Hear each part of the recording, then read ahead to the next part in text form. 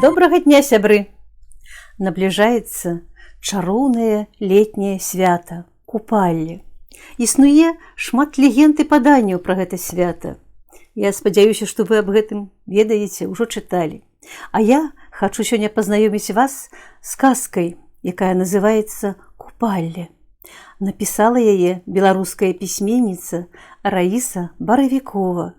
І змешчана гэта казка вось у гэтым цудоўным зборніку «Беларускае лета», пра які я вам ужо казала неаднойчы і вельмі раю пазнаёміцца з творамі, якія змешчаны ў гэтым зборніку. Пытайцеся ў бібліятэках. А мы пачынаем. У глыбокай старажытнасці у адным паселішчы на нашай зямлі з'явіўся прыгожы малады незнаёмец. Пачаў ён стукацца ў зачыненыя вароты нізкіх драўляных хат, каб добрыя людзі пусцілі яго на начлег. Ды ніхто і не выйшаў, не адазваўся. Жыхары таго паселішча баяліся чужых людзей.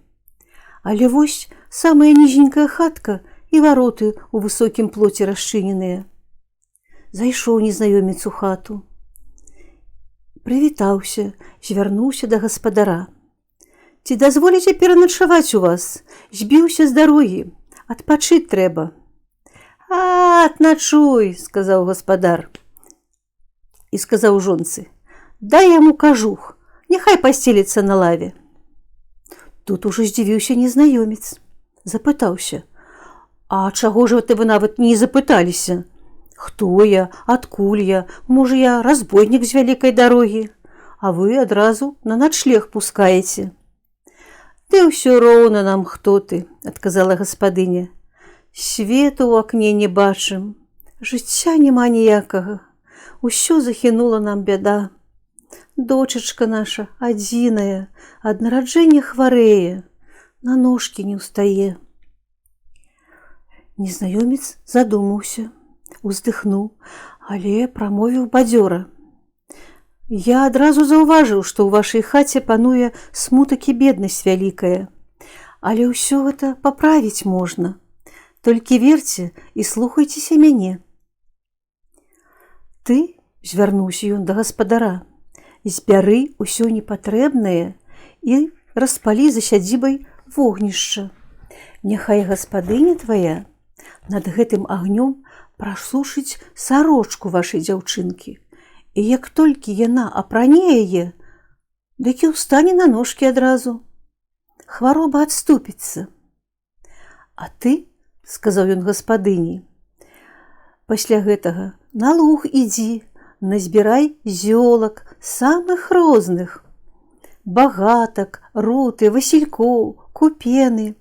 Частку высушыш на лекі, а з другой часткі вяночак спляці сабе і дачушцы, каб ніякая бяда ніколі да вас не прыставала.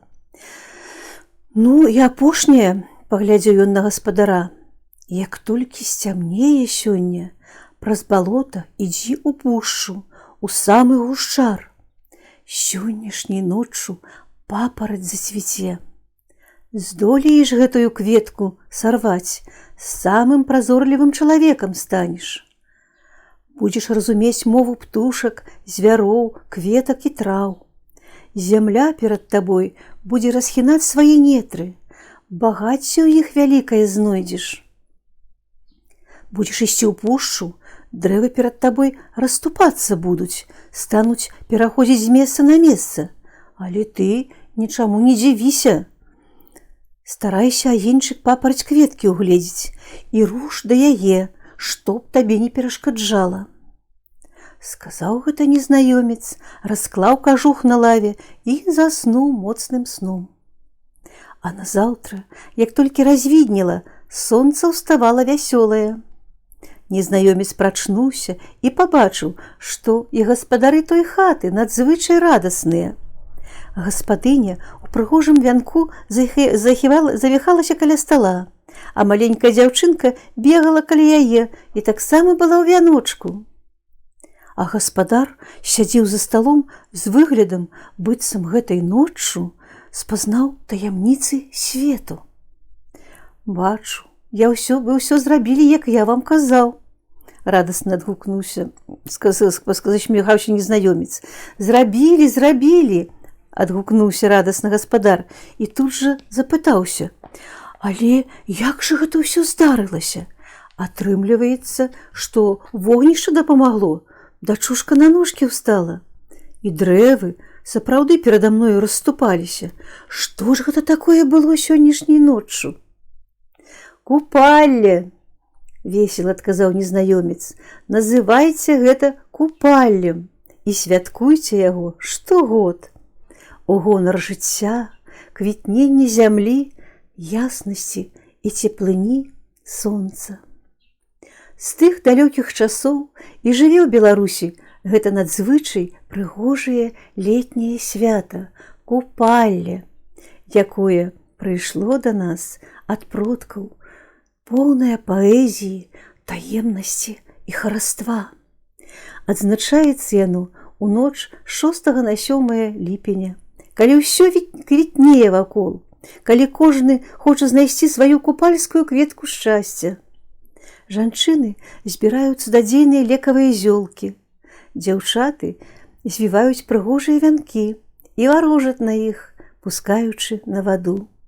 А хлопцы раскладваюць чароўныя зыркія вогнішчы. А яшчэ у гэты вечар звычайна спяваюць песню «Купалінка».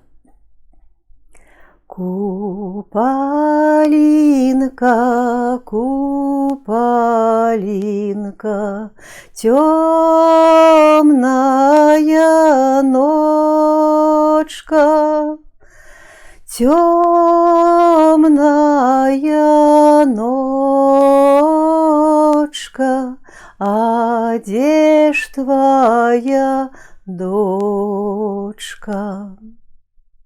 Я жадаю вам, каб вы абавязкова знайшлі сваю папараць-кветку, кветку свайго шчасця, здароўя, прыгожага жыцця. Я шчыра жадаю вам вясёлага свята, здароўя, міру і дабрыні. А вас чакаю на маім канале «Казкі на канапе». Да пабачэння, усяго вам найлепшага.